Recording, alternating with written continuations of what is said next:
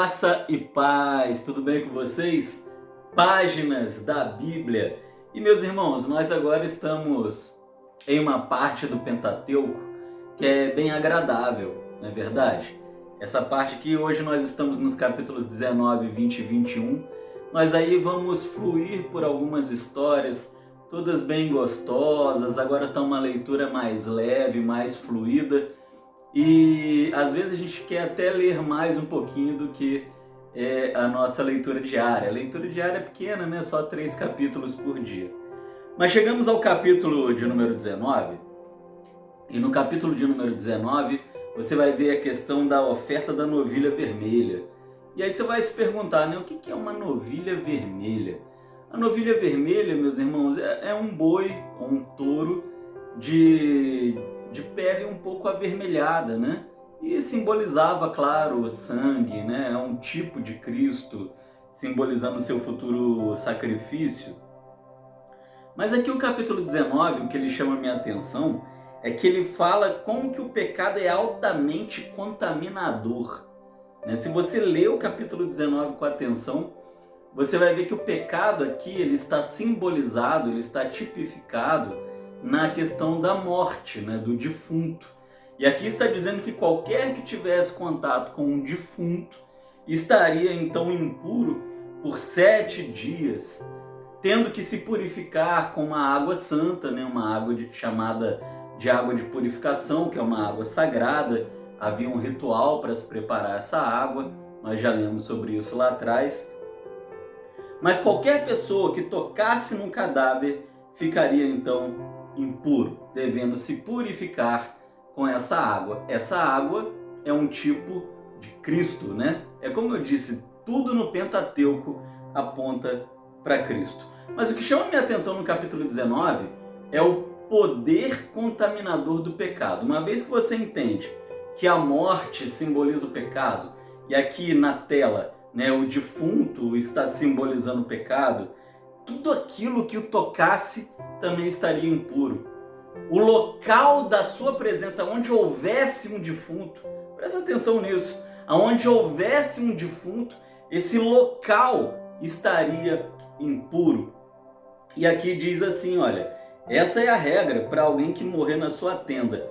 Qualquer pessoa que entrar na tenda estará ritualmente impura por 7 dias. Mas o que chama a minha atenção é isso aqui, ó. E qualquer recipiente aberto, se a tampa tivesse aberta, também estará impuro. Um pote aberto, esse pote já estaria impuro. E lá no versículo 22 do capítulo 19 vai dizer: qualquer coisa que a pessoa ritualmente impura tocar, torna-se impura. E aquele que tocar no que ele tocou, estará impuro até o entardecer. Então, se um defunto tocasse numa pedra, eu não toquei no defunto, eu toquei na pedra que o defunto tocou, então eu também estaria impuro. Pecado é radioativo. Isso aqui me lembra muito a radiação, né? Nós devemos fugir do pecado, devemos combater o pecado fugindo dele, porque ele realmente pode nos alcançar, né? Às vezes a gente pensa que é mais forte do que o pecado e não é uma verdade. Ele tem um alto poder de contaminação. Chegamos ao capítulo de número 20, aqui a gente vai ver o famoso acampamento de Cádiz, né? Ali as águas de Meribá. E aqui, meus irmãos, é fundamental que você preste atenção aqui no capítulo 20, porque aqui Moisés e Arão perdem o direito de entrar na terra prometida. E por que isso acontece, né? Isso acontece porque ali em Cádiz, o povo começa a ficar sem água e vem aquela murmuração de sempre: era melhor ter morrido no Egito, era melhor não ter saído do Egito, era melhor ter morrido no deserto, blá blá blá, blá blá blá, blá blá blá. Mesma reclamação de sempre, mesma ladainha de sempre. Mas aqui a gente vai ver que Deus ele vira para Arão e para Moisés e diz o seguinte, olha, capítulo 20, versículos 7 e 8. O Eterno disse a Moisés: fale com aquela rocha que está bem em frente deles, e ela produzirá água. Só que Moisés e Arão estão revoltados com o povo. Eles não aguentam mais tanta reclamação. É a 10ª reclamação do povo, não é? E aí a gente vai ver aqui no versículo 11. Moisés ergueu o braço e bateu com a vara na rocha. Uma vez, 2 vezes, e aí saiu água da rocha. Meus irmãos, o que isso aqui significa? Lá atrás, Moisés já tinha feito esse milagre, já tinha tocado com a vara na rocha por ordem de Deus. Mas aqui a ordem de Deus ela foi muito clara. Ele disse, olha, fale com a rocha e ela vai jorrar água. E é um consenso teológico que a rocha simboliza Cristo. Nós costumamos dizer isso, né? Cristo é minha rocha, minha fortaleza. A rocha aqui é Cristo. E Moisés, num ato de destemperamento, ele desobedece a Deus. E quando a gente olha para a letra do texto, e aí quando eu falo letra do texto, eu falo os textos originais, aramaicos, hebraicos, dá a entender aqui 2 possibilidades. Talvez Moisés, sabe-se lá por quê, nesse episódio duvidou que sairia água da rocha. É uma possibilidade segundo o texto original. Ou uma segunda possibilidade, porque isso não fica muito claro no texto. A segunda possibilidade é que ele não se importava se sairia água ou não. É uma possibilidade mais aceita pela semântica, né? pelo texto, pelo sentido do texto. Porque ele diz assim, olha, por mim eu queria mais é que vocês morressem de sede. Né? Essa é a palavra de Moisés, esse é o pensamento de Moisés. E aí ele, num destemperamento, ele bate naquela rocha. E esse ato dele de se destemperar na frente do povo, de bater na rocha, é como se isso diminuísse Jeová na frente da congregação. Porque ali é a liderança perdendo o controle, é a liderança estando descontrolada. E isso é um mau testemunho.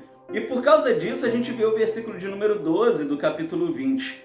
Os 2 estarão impedidos, Moisés e Arão, de conduzir a comunidade para a terra que estou dando a eles.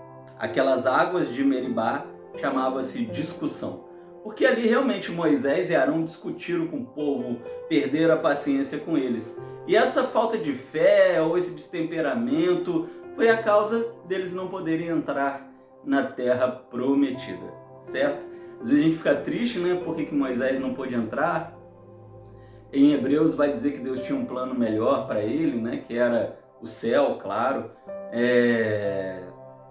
Mas seja como for, meus irmãos, há um motivo para ele não ter entrado e o motivo é esse aqui.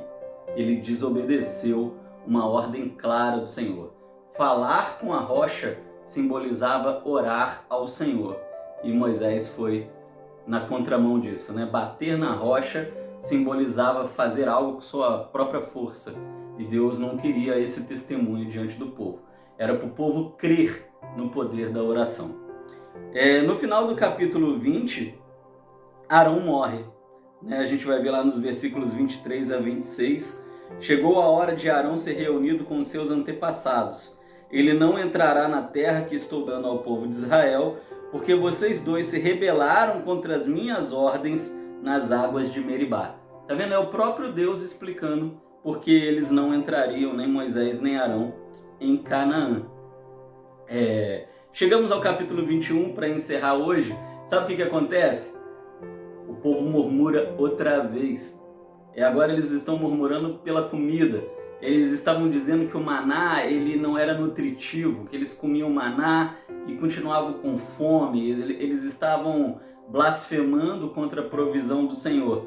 Essa é a 11ª murmuração do povo sobre a mesma coisa, sempre pela água, sempre pela comida, sempre dizendo que era melhor ter ficado no Egito, cuspindo na cara de Deus, ou como nós lemos lá atrás, tratando Deus como lixo, nas palavras do próprio Senhor, ou seja, fazendo pouco caso de todo o milagre do Senhor até aqui. Deus se indigna com esse povo nessa 11ª reclamação e ele envia muitas serpentes venenosas. Quero fazer um destaque de que serpentes venenosas são muito comuns no território que eles estão, que é a atual Palestina, tá bom? Aqui eles estão para invadir a Palestina, eles estão ali pertinho da Palestina. E ali é muito comum serpentes venenosas. Deus usa essas serpentes para atacar o povo, eles começam a morrer muito rapidamente. Essas serpentes são chamadas de serpentes de fogo. Não se sabe se é porque elas eram rápidas, né, como o fogo, ou se é porque a sua picada ardia como a picada de um escorpião, né, que parece que está pegando fogo. Seja como for, quem era picado às vezes morria, né? E aí Deus ele manda fazer uma serpente de bronze, né, para que todos aqueles que olhassem para aquela serpente pudessem sobreviver. E é interessante, essa serpente se chama Neustan, né? Lá na frente ela vai se tornar um objeto de idolatria. Lá atrás Deus disse, não façam imagens de escultura. Mas lembra que eu expliquei que não era para fazer imagem de escultura para a idolatria? Pois bem, a Neustan não tinha fim idolátrico. A Neustan, ela era um tipo de Cristo. Aquele que olhasse para a imagem dessa serpente seria curado, apenas isso. O problema é que lá no futuro ela vai se tornar um objeto de idolatria e aí ela vai ser destruída, né? Mas aqui, nesse momento, ela cumpre o seu propósito, que é ser um tipo de Cristo. Aqueles que desobedeceram, que eram picados, e tão somente olhassem para a serpente, eram curados. Para a serpente de bronze.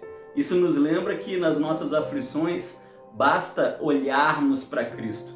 E às vezes apenas um olhar para Cristo pode resolver todos os nossos problemas. O povo continua então a sua jornada rumo à Palestina para tomar Canaã. Eles encontram alguns povos, pedem para poder passar no seu território, aqueles povos não deixam, eles entram em combate com o povo, sempre vence porque agora Deus está do lado deles. E finalmente nós chegamos aí ao final do capítulo 21, exatamente com uma palavra dessa dada por Deus. Eles chegam no território dos amorreus e Deus diz assim, olha, não tenham um acordo com esse povo. Deus não queria, matem todo mundo.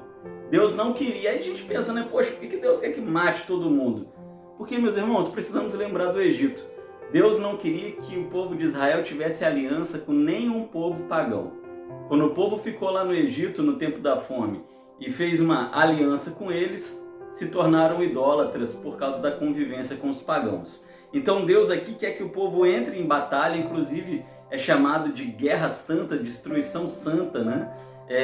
Pelo próprio texto sagrado, porque Deus não queria nenhum tipo de aliança com os povos pagãos. E matavam todo mundo, né? Era um tipo de purificação da terra, dos pecados da terra. Para você lembrar por que Deus usa a guerra para purificar a terra, é só você lembrar do dilúvio. O dilúvio exterminou a idolatria, a prostituição e tudo mais. Essas guerras, quando o povo de Israel matava todo mundo, eles estavam purificando a terra, livrando a terra da idolatria, da prostituição, do pecado e tudo mais. Isso nos lembra que nós não devemos ter comunhão com o pecado.